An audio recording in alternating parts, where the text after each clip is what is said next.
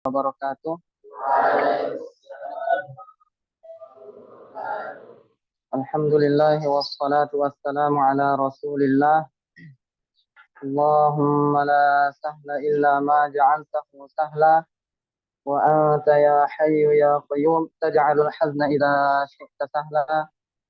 Allahumma rzuqna al-ikhlas fil qawli wal amali wan niyyah lillahi tabaraka wa ta'ala. Alhamdulillah, henti-hentinya saya mengingatkan kepada diri saya pribadi, juga kepada para hadirin sekalian untuk senantiasa mengikhlaskan niat semata-mata hanya mengharap ridha Allah Subhanahu wa taala, biar apa yang kita kerjakan, semua amal kebaikan yang kita kerjakan ini bisa berbuah pahala. Jadi kita mengerjakan kebaikan hanya mengharap ridha Allah, bukan mengharap yang lain, bukan mengharapkan pujian atau mendapatkan pasangan atau mendapatkan hadiah. Tapi bukan berarti lagi hadiahnya, enggak, tetap dibuat hadiahnya Allah, cuman kita tata niat kita untuk mengharap ridha Allah Subhanahu wa taala. Oke, langsung saja. Kemarin kita sudah membahas tentang menentukan satu Ramadan itu dengan cara-cara tertentu. Insya Allah sekarang ini kita akan membahas tentang siapa saja yang diwajibkan untuk berpuasa dan siapa saja yang boleh untuk tidak berpuasa. Di sini saya pakai kitab Umdatul Raghib. Jadi kalau ada hadirin sekalian yang punya kitabnya bisa dibuka. Bismillahirrahmanirrahim. Qala al-mu'allif rahimahullah wa yushtaratu fi man yajibu alaihi as-shawm al-islam wa at-taklifu al-bulugh wal 'aql. Jadi orang yang wajib berpuasa atau diwajibkan atasnya berpuasa adalah orang yang muslim, orang Islam. Kemudian dia taklif. Apa itu taklif? Taklif ini adalah keadaan seseorang yang sudah balik dan berakal. Balik dan berakal.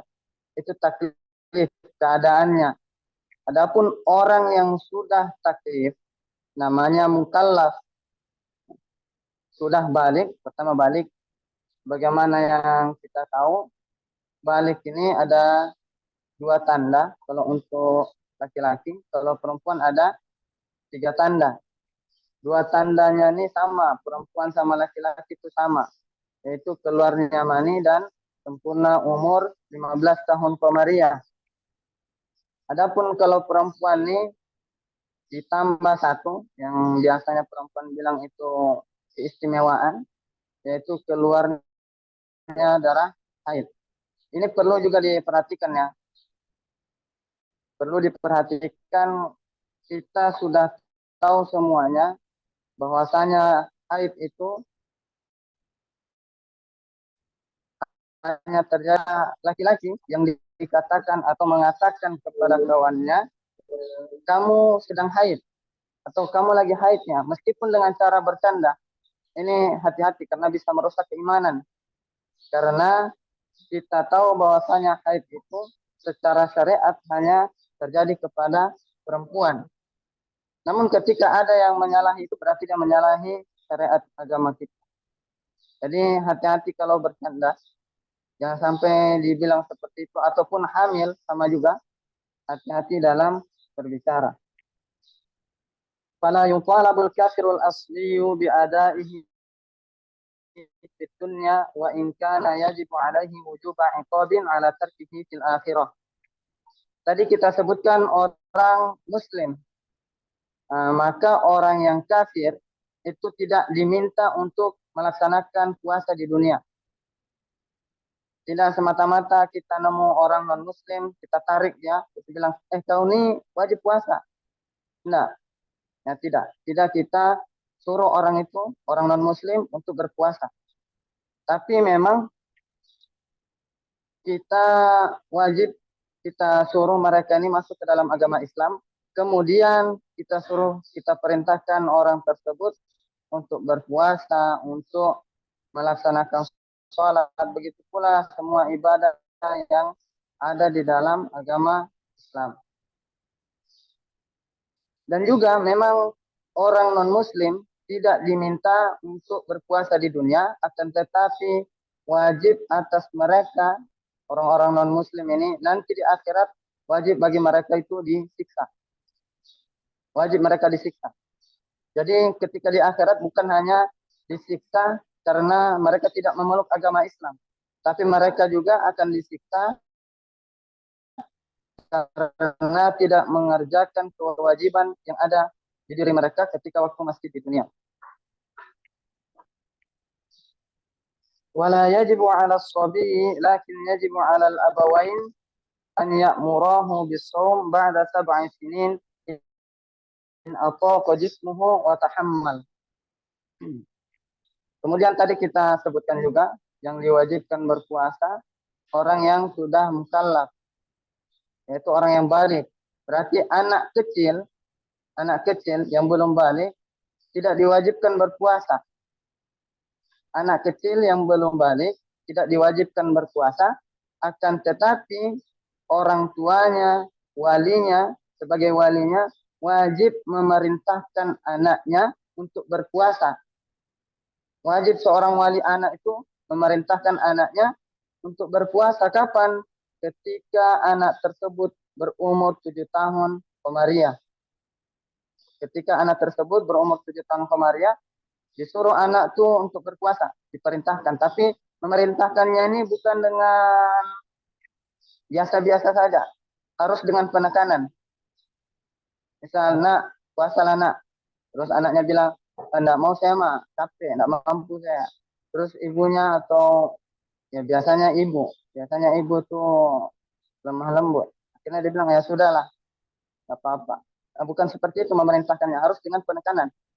Misal, nak puasa nak. Terus anaknya bilang, capek saya bu, enggak sanggup. Terus ibunya bilang, oh, ya udah enggak apa-apa.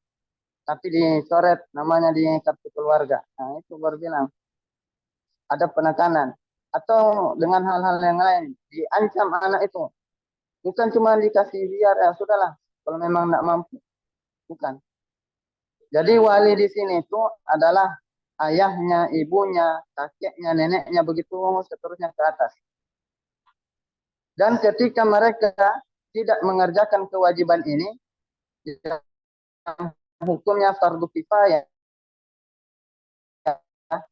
Jadi salah satu dari mereka mengerjakan, maka sudah gugur kewajiban yang lain.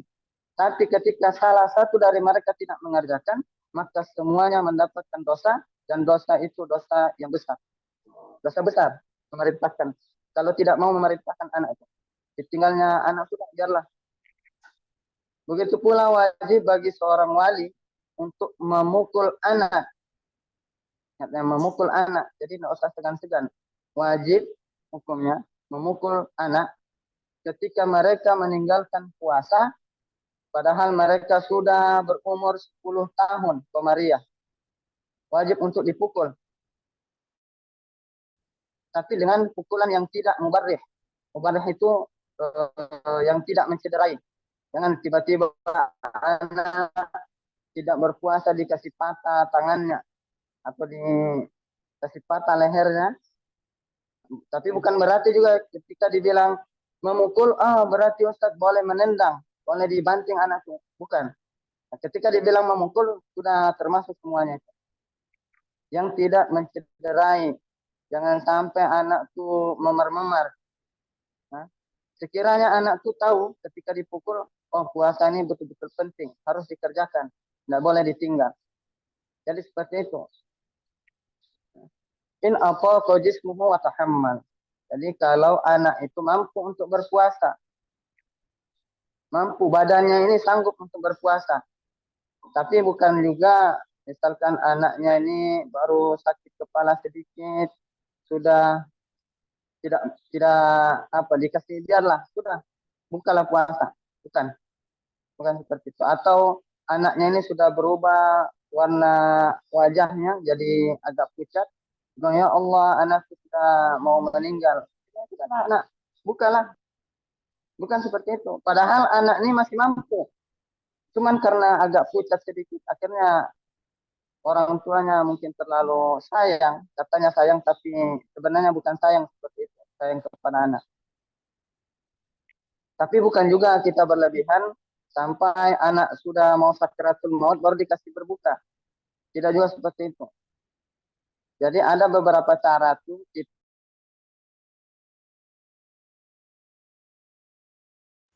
ada beberapa cara kita mendidik anak yang jangan sampai salah dalam mendidik.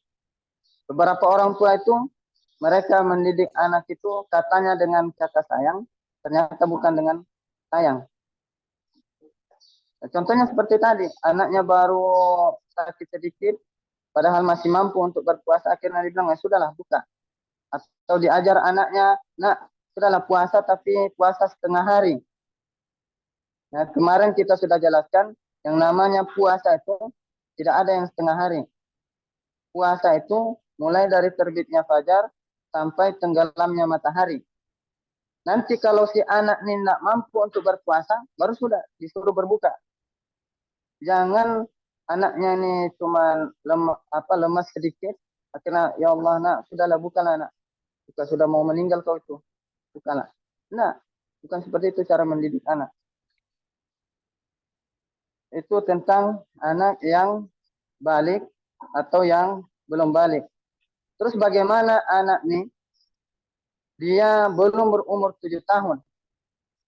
Tadi kan wajib diperintahkan berpuasa pada umur 7 tahun. Sekarang dia belum berumur 7 tahun. Tapi dia sudah tamyiz. Apalagi itu tamyiz ya Ustaz. Allah, banyak sekali istilah-istilah. Tamyiz itu adalah keadaan seorang anak di mana dia sudah bisa istinja sendiri. Bisa cebok sendiri, bisa pakai pakaian sendiri, atau makan sendiri. Seperti itu. Itu namanya tamyiz. Tamyiz.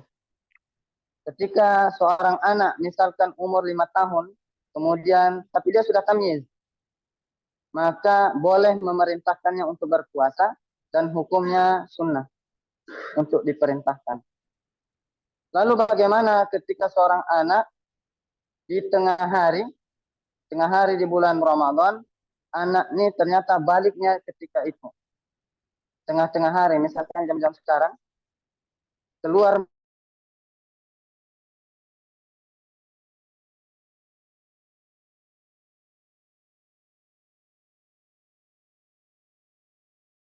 dari hal-hal yang membatalkan di sisa harinya.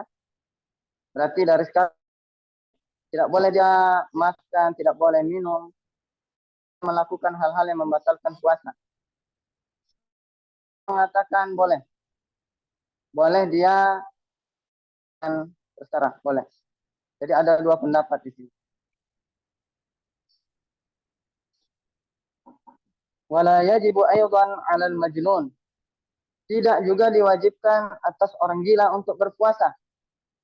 Jadi kalian, ini untuk santri-santri ada di sini, jangan tiba-tiba ada orang gila di jalan terus kalian tarik tangannya, kalian bilang, kau kenapa tidak puasa? Kau kenapa makan di jalan-jalan padahal ini satu Ramadan? Nah, nanti masyarakat bingung yang mana orang gila, mana orang waras.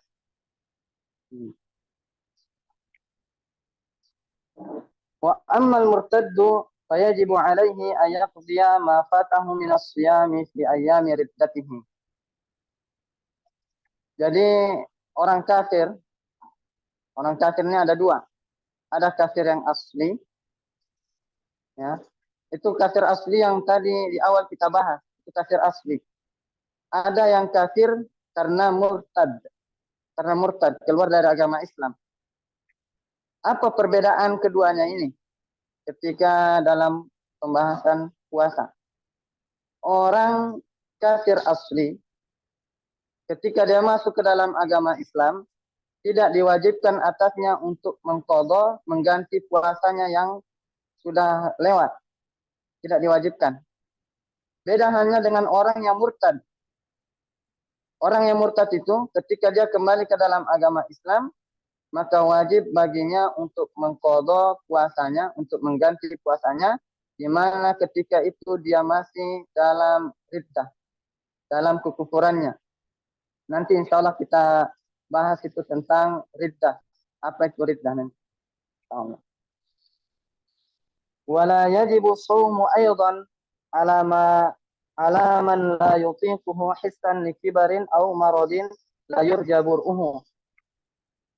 Di sini tidak diwajibkan berpuasa ya, secara jasadnya. Jasadnya itu tidak mampu untuk berpuasa. Maka boleh dia tidak berpuasa. Seperti orang yang sudah tua renta, tidak sanggup lagi untuk berpuasa. Begitu pula orang yang sakit, tidak diharapkan lagi kesembuhannya. Tidak apa-apa kalau mereka ini tidak berpuasa. Tapi wajib atas keduanya ini untuk membayar fidyah.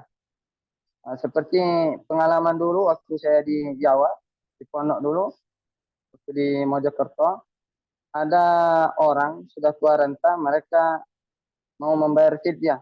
Jadi diserahkan untuk dibayarkan fidyah. Jadi bayarnya itu per hari. Jadi kami dulu itu ganti-gantian bayarnya. Jadi diambil, kemudian dikasih dulu sama orang. Habis itu besoknya begitu lagi. Setiap hari itu 1 mud. Dikasihnya. Setiap hari 1 mud. Begitu juga dengan orang yang sakit, tidak diharapkan lagi kesembuhannya. Nah, biasanya kalau bahasa orang Sulawesi itu sudah tinggal 2 kali Jumat. Itu bahasanya orang Sulawesi. Sudah tinggal 2 kali Jumat. Ini secara jasadnya tidak sanggup lagi. Tapi ada yang secara jasadnya, tubuhnya ini masih mampu untuk berpuasa. Tapi secara syariat tidak diperbolehkan untuk berpuasa. Siapa itu? Adalah orang yang haid dan orang yang nifas. Mereka sebenarnya mampu untuk berpuasa. Mampu mereka untuk berpuasa, akan tetapi secara syariat tidak diperbolehkan mereka berpuasa. Diharamkan. Makanya dalam ilmu fikih ketika dikatakan la yajuz itu artinya haruma atau diharamkan. Jadi haram hukumnya perempuan yang sedang haid untuk berpuasa. Perempuan yang keluar darah nifas untuk berpuasa itu diharamkan mereka. Untuk berniat juga seperti itu, diharamkan. Tapi nanti ada perincian lagi. Misalkan perempuan ini di malam hari, dia yakin bahwasanya darahnya akan berhenti sebelum terbitnya fajar. Karena perempuan itu mereka tahu kapan-kapan mereka datang haid, kapan-kapan darahnya itu berhenti. Ketika itu, ya bukan berarti kenapa Ustaz tahu masalah perempuan. Memangnya Ustaz perempuan? Bukan. Ingat ya, bukan berarti sesuatu yang kita tidak alami, kita tidak tahu. Wasit saja, wasit pemain bola, wasit pemain tinju, meskipun mereka tidak tahu main tinju, main bola, tapi mereka tahu apa yang boleh, apa yang tidak. Ini perempuan ketika malam, dia yakin bahwasanya darahnya ini akan berhenti sebelum terbitnya fajar. Maka ketika itu dia berniat, kemudian dia tidur. Setelah paginya, baru dia lihat betul darahnya berhenti. Maka di sini sah puasanya. Puasa perempuan tersebut sah. Dan perempuan ketika haid itu diharamkan menahan diri dari hal-hal yang membatalkan. Haram baginya untuk menahan diri. Tapi bukan berarti wajib ya. Wajib mereka makan, wajib mereka minum, tidak. Tapi ketika mereka berniat menahan diri untuk melakukan hal-hal yang membatalkan dengan niat puasa, maka di sini tidak boleh, tidak diperbolehkan mereka.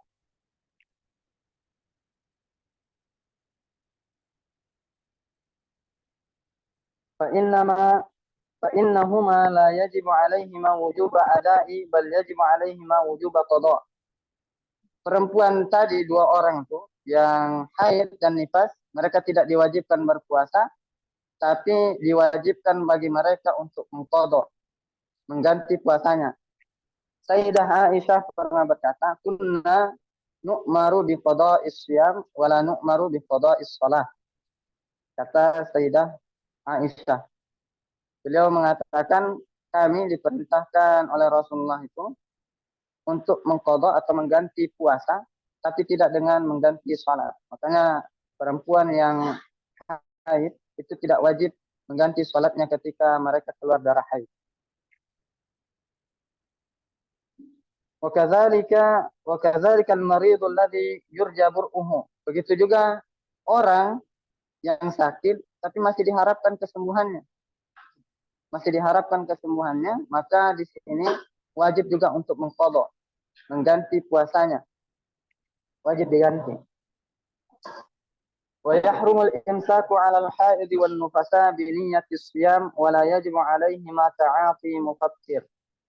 Ini sudah kita jelaskan tadi, perempuan itu haram bagi mereka untuk menahan diri dari hal-hal yang membatalkan puasa.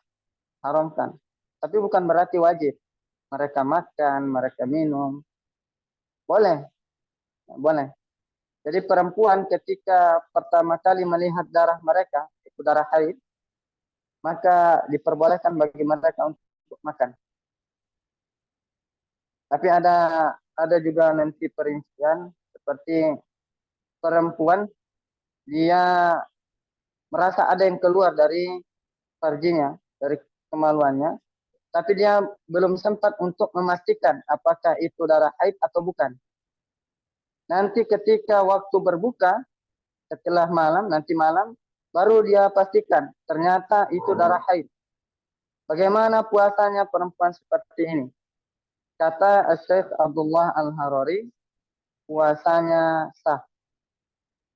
Nah, tapi bukan berarti, oh sudahlah, karena kata Ustaz, ketika belum dipastikan, itu nanti pas malamnya dipastikan baru, oh ini darah haid.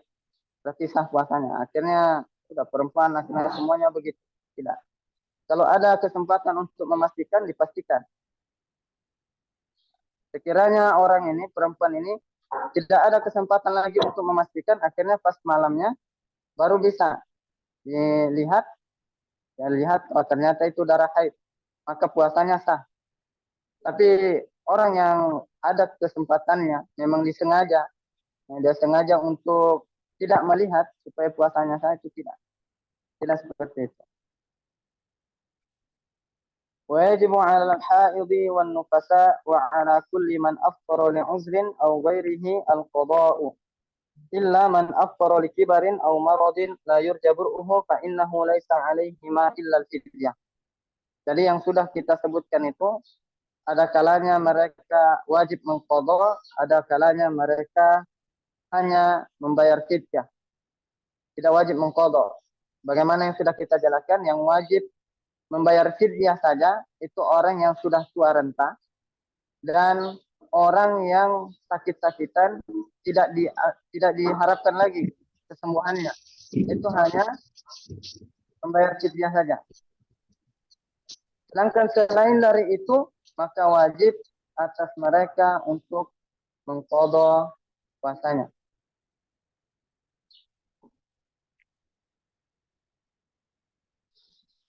Sedikit lagi. Qala mu'allif rahimahullah wa yajuzu al-fitru li musafirin safar qasrin wa illam yashqa 'alaihi as-shaum. Untuk musafir ini diperbolehkan juga bagi musafir untuk tidak berpuasa.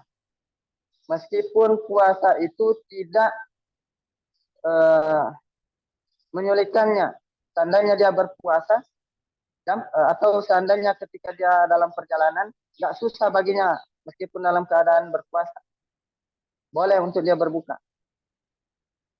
Tapi kalau seandainya mampu dia untuk berpuasa meskipun dalam keadaan safar, dalam keadaan musafir, maka lebih diutamakan orang tersebut untuk berpuasa meskipun dalam keadaan safarnya. Tapi ada syarat. Ya. Kalau dia mau berpuasa di awal hari ketika dia bepergian itu, harus dia meninggalkan balatnya atau tempat tinggalnya itu sebelum terbit fajar. Sebelum terbit fajar, dia sudah keluar dari daerah tempat tinggalnya. Harus sudah keluar dari daerah itu, baru boleh hari tersebut dia tidak berpuasa. Tapi seandainya dia keluar dari daerahnya, misalkan hari atau pagi lah, pagi jam-jam 9, dia baru keluar dari daerahnya. Maka hari yang pertama itu tidak boleh dia tidak berpuasa, harus dia berpuasa. Untuk jaraknya yang ditempuh ini, sehingga seseorang itu boleh mengambil rukhsah atau keringanan dalam berbuka atau boleh tidak berpuasa, itu yang diperbolehkan, jarak yang diperbolehkan untuk mengqashar salatnya yang dari 4 rakaat menjadi 2 rakaat. Itu jaraknya 16 farsakh. 16 farsakh. Jadi ada yang mengatakan 80 kilo sampai 90 kilo, antara itu jaraknya. Jadi ketika sudah mencapai jarak tersebut, maka orang tersebut sudah dikatakan musafir dan boleh dia mengambil rukhsah tersebut.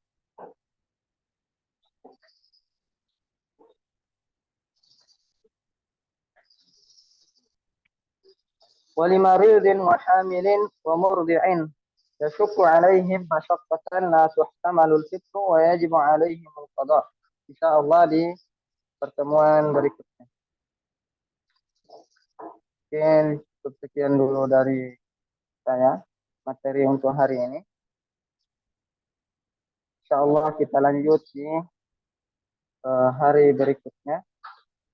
Allah kalau tidak ada halangan. Lebih dan kurangnya saya mohon maaf. Saya kembalikan ke moderator.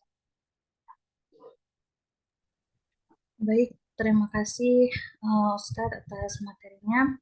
Baik, selanjutnya kita beralih ke sesi tanya jawab kepada seluruh peserta. Jika ada yang ingin ditanyakan, boleh dengan menuliskannya di kolom chat atau bisa dengan mengangkat tangan, nanti diarahkan oleh saya sebagai moderator. Silakan.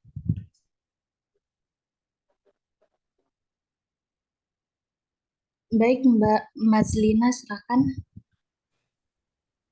Terima kasih moderator atas waktunya.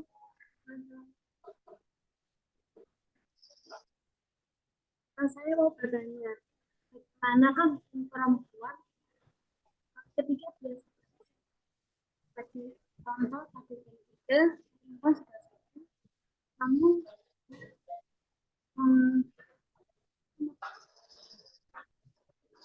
Afwan Mbak, suaranya kurang jelas Mbak, boleh diulang?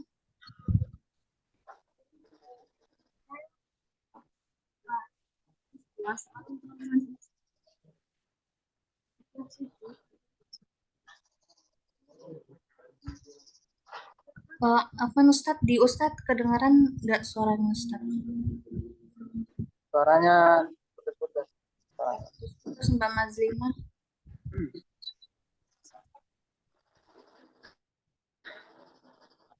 Atau ditulis di kolom chat aja Mbak, biar nanti saya bacakan. Silakan Saudara Onik. Yang di chat sabar dulu ya, nanti saya baca. Saudara Onik, silakan jika ingin bertanya.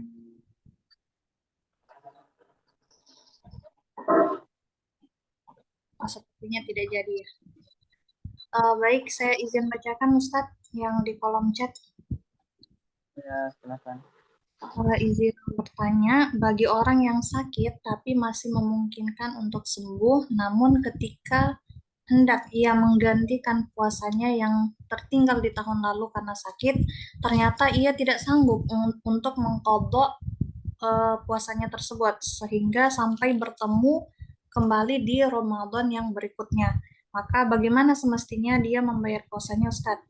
Membayar fidyah saja atau sekaligus mengganti atau mengqadha puasanya juga? Dan ukuran itu dilihat pertanyaannya ini harus dilihat dulu dia nggak sanggupnya kenapa dulu. Seandainya dia nggak sanggupnya membayar puasanya yang kemarin, ya.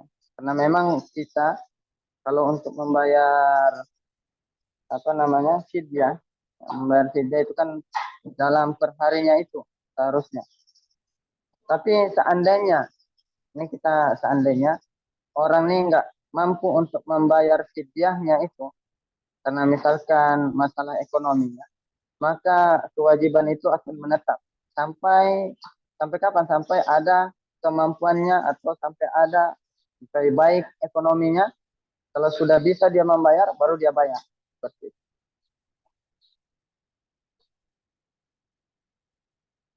Jadi nanti dilihat dulu, dia nggak mampu membayar puasa yang sebelumnya ini.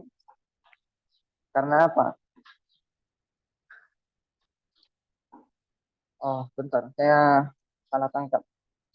Di sini maksudnya ini ya, dia awalnya tidak sanggup sakit, tapi masih diharapkan kesembuhannya, berarti masih wajib untuk mengqadha. Kemudian setelah itu dia sakit tidak diharapkan lagi kesembuhannya, begitu ya tadi? Bukan Ustadz, maksudnya itu begini Ustadz, waktu misalnya bulan Ramadan ini dia sakit, tetapi dia itu masih bisa sembuh gitu Ustadz, tapi dia tidak mampu untuk puasa.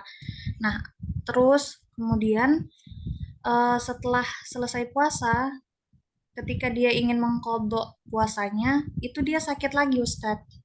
Dia sakit lagi sehingga sampai bertemu Ramadan berikutnya dia belum sempat-sempat untuk mengqadha puasanya tersebut. Nah, lalu apa yang harus dia lakukan seperti itu?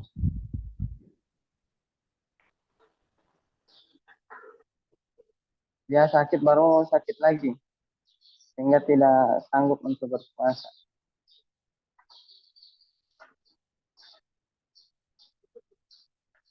Nanti kalau ini nanti saya tanyakan dulu pertanyaan ini, apakah dia memang untuk bayar fidyahnya itu nanti berlipat ganda atau bagaimana, nanti saya tanyakan dulu untuk pertanyaan ini. Baik. Di situ juga saudara Haria itu bertanya ukuran satu mut itu berapa Ustaz? Untuk satu mut ini, kalau yang pernah saya dapat 362,5 gram. Mungkin kalau mau membayarnya bisa dibayar setengah aja, setengah kilo bisa. Tapi nanti niatnya itu ketika memberikan akadnya. Ini saya bayar fidyah, jadi sudah lebih, sisanya itu sedekah. Bisa seperti itu. Nah, pertanyaan berikutnya dari Saudari Husnul, Ustadz, waktu untuk musafir start jam berapa dikategorikan boleh tak berpuasa Ustadz? Mohon diulangi Ustadz. Jadi seseorang yang musafir boleh dia mengambil rukhsah keringanan di hari pertamanya, itu dia harus meninggalkan tempat tinggalnya sebelum terbit fajar atau sebelum masuk waktu sholat subuh. Jadi kan kalau waktu sholat subuh tidak ditentukan dengan jam. Jadi kadang tidak menentu. Jadi tergantung dari masing-masing daerah kapan waktu sholat subuhnya. Jadi sebelum waktu sholat subuh dia harus keluar sudah dari tempat atau daerah tempat tinggalnya itu. Meskipun dia perginya itu malam. Seperti itu. Baik. Selanjutnya, Afwan Ustadz, tadi bagi dua wanita, pertanyaan dari saudari Nanda Tiarani. Afwan Ustadz, tadi bagi dua wanita haid dan nifas, bagi orang tersebut hanya wajib untuk qadha saja. Apakah mereka juga wajib membayar fidyah Ustadz? Ya kan hanya. Ya, jadi kalau untuk perempuan yang haid tidak berpuasa karena haid atau dengan nifas, mereka ini hanya mengganti saja, kecuali nanti mereka mendapati tidak mengganti puasanya sampai bertemu dengan Ramadan berikutnya, maka di sini mereka harus membayar fidyah. Jadi tapi tetap mengganti puasanya. Kemudian juga dengan fidyah. Seperti itu. Baik, berikutnya dari Saudari Mazlina. Ada seorang perempuan yang sudah suci pada jam 3 sore. Bagaimanakah hukumnya seorang perempuan tersebut, Ustaz? Apakah dia masih bisa makan dan minum atau ikut menahan diri sampai waktu berbuka tiba? Boleh dia makan. Boleh dia seperti itu. Boleh dia makan. Tidak masalah. Baik, selanjutnya dari Saudara M. Sultan Arif, mohon izin bertanya terkait judul kitab yang kita bahas, Ustadz. Mohon maaf kami terlambat masuk, zuhur di tempat kami baru selesai sekitar jam 12:21. Hah, ya maksudnya judul kitabnya Ustadz kayaknya ditanyanya. Oh, nama kitabnya saya di sini pakai kitab Umdatul Raghib. Tapi saya di sini pakai 2 kitab. Jadi saya pakai kitab Umdatul Raghib sama kitab Irsyadul Anam, karangan Syekh Nabil. Baik, selanjutnya dari Saudari Bintu Umar. Izin bertanya Ustadz, misalkan kita merasa haidnya sudah bersih di malam hari dan berniat untuk puasa esok hari. Namun ketika bangun untuk mandi wajibnya kesiangan, yaitu setelah terbitnya matahari, apa boleh dilanjutkan puasanya dan melanjutkan mandi wajib dan mengqadha salat subuhnya, Ustadz? Berarti inti dari pertanyaannya ini, bolehkah berpuasa sedangkan belum mandi wajib, begitu ya? Ya, Ustadz. Nah, kalau seperti itu diperbolehkan, boleh. Nggak apa-apa, meskipun belum mandi wajib, asalkan darahnya itu sudah berhenti sebelum terbitnya fajar. Baik, selanjutnya pertanyaan terakhir dari Saudara Irmanto, izin tanya Ustadz, gimana dengan orang yang sudah berniat puasa sebulan penuh, namun di pertengahan bulan terhalang haid? Apakah ia berniat puasa sebulan penuh lagi atau gimana Ustadz? Untuk perempuan, kemarin sudah kita sebut, ya, saya singgung di masalah di akhir kajian, boleh perempuan yang bahkan dia yakin di dalam hatinya, tapi di sini dalam kalangan mazhab Imam Malik. Jadi di kalangan mazhab Imam Malik ini ada beda juga. Sebagian yang mengatakan kalau dia yakin tidak akan haid, itu boleh dia berniat di awal puasa. Tapi sebagiannya lagi dalam kalangan mazhab Imam Malik, di sini mereka perinci. Bagian mereka perinci, mereka katakan boleh, bahkan orang perempuan yang yakin, dia yakin nih di pertengahan puasa nanti pasti akan keluar darah haid, maka tetap juga boleh untuk berniat di awal. Kemudian setelah terputus dengan haid tersebut, maka dia niat lagi, bukan niat bulan, dia niat ulang lagi per harinya. Kita pakai per hari aja untuk selanjutnya. Seperti itu. Baik, terakhir Ustadz, pertanyaan penutup dari Saudari Nur Azza. Assalamualaikum, izin bertanya Ustadz, bagi orang tua yang tidak berpuasa dikarenakan sakit, cara membayar fidyahnya bisa dibayar sekaligus fidyahnya atau harus setiap hari membayarnya Ustadz? Harus ini per hari aja bayarnya. Kalau yang saya pernah amalkan itu di per hari aja bayarnya.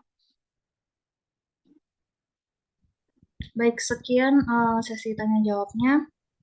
Sekarang kita beralih ke sesi kuis.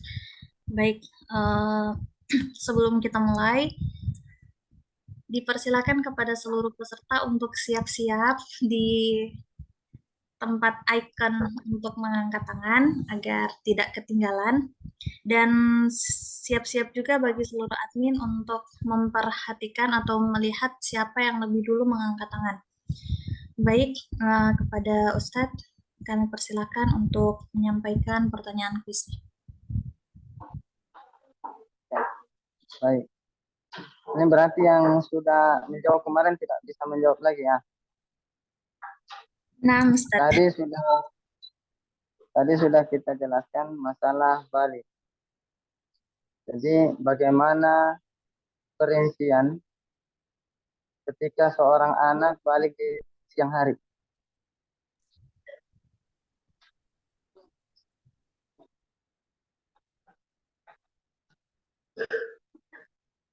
Afwan Ustadz, bisa diulangin pertanyaannya? Pertanyaannya, bagaimana perincian ketika seseorang anak balik di tengah hari? Silakan Pak Ishak. Ya, jadi izin Ustadz bertanya, nanti kalau salah diluruskan. Jadi anak yang ketika dia balik pertama kali di siang hari bulan Ramadan, maka sebagian ulama berpendapat tidak boleh dia melakukan hal-hal yang membatalkan puasa, misal makan dan minum, atau sebagian ulama mengatakan boleh hukumnya. Benar jawaban. Dapat hadiah seperti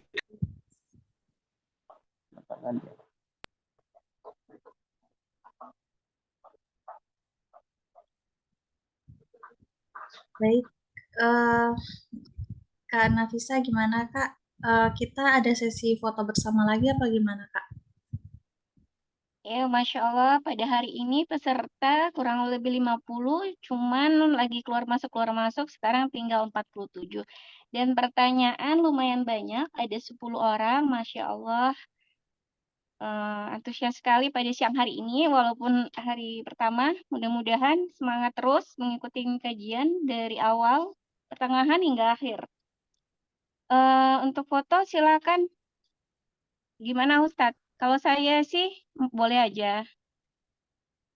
Saya tanya Saya sih boleh Ustadznya aja. aja. Oh iya, ya nggak apa-apa foto aja. Mungkin ada yang baru masuk, baru bergabung, gitu kan? Kayak Mbak Bintu Umar baru bergabung. Siapa tahu mau diperkenalkan dan yang lainnya. Kalian foto bersama pemenang peserta hari ini juga. Oh ya, selamat buat Bang Ishak atas menang hari ini kuis. Menang ya, menang bener ya bahasanya. Insya Allah ya, untuk tambahan informasi untuk pemenang-pemenang kuis, hadiahnya tidak kita langsung sekali beri sehari ini juga. Hadiah serentak kita akan beri setelah selesai acara atau kegiatan kajian ini, gitu. Dan hari ini hadiahnya berupa pulsa. Ya, terima kasih bagian dari saya. Lanjut, admin. Baik, kepada seluruh peserta silahkan dibuka ininya kameranya, kita masuk ke sesi foto bersama. Silahkan.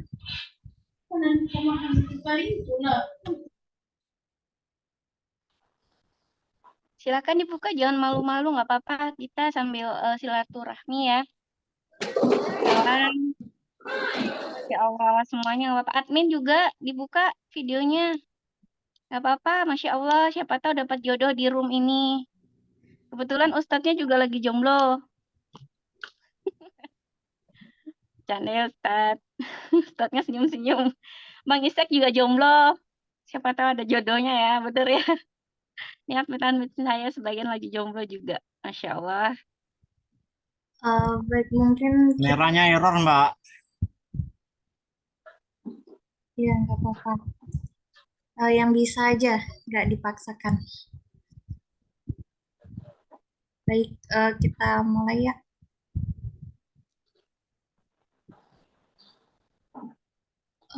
Sudah semuanya? Mbak Santi Rahma, ini udah buka kamera apa? Gimana nih? Kenapa cuma pinggiran jilbab? Malu-malu dia. Jangan lupa senyum ya di hari pertama Ramadan. Masya Allah, semangat semuanya. Senyum itu kita ibadah. Satu, dua, adiknya. Balia, 1, 2, 3. Oke. Balia, Masya Allah. Fokus sama adik kecil itu, Masya Allah. Gemoy adiknya. Oh iya, untuk Pak Ishak boleh di-spill dulu Maaf, linknya sebentar, Pak. Kita foto pemenang dulu.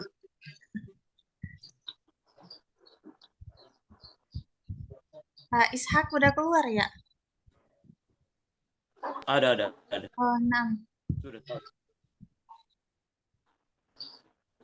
Boleh perkenalan diri dulu kayaknya, Pak.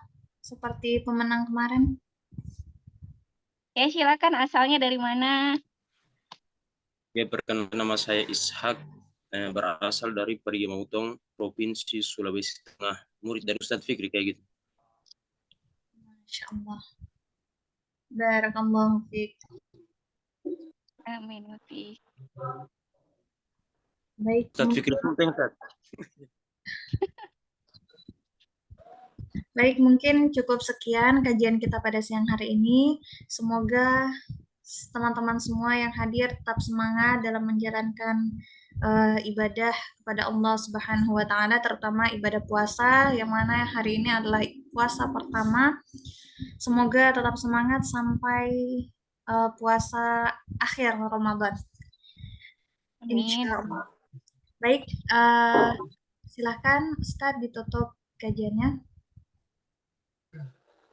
Ya, semoga kita semua bisa istiqomah dari awal Ramadan sampai akhir Ramadan dengan ketaatan kepada Allah.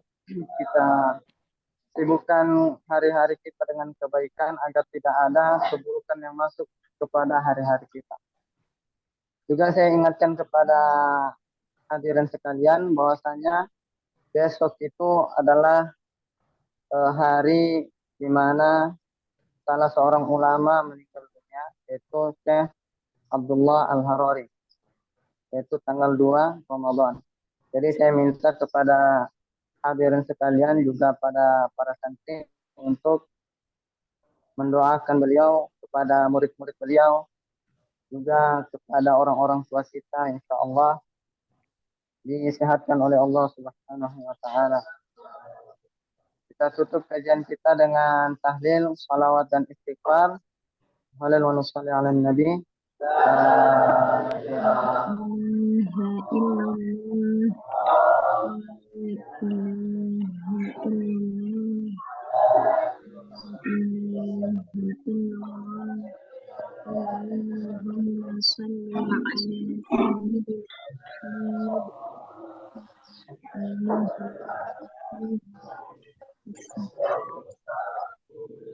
Baik, terima kasih banyak kepada Ustadz Ahmad Fikri atas ilmu yang telah diberikan kepada kita pada hari ini. Semoga bermanfaat dan bisa kita amalkan serta kita ajarkan kepada orang lain.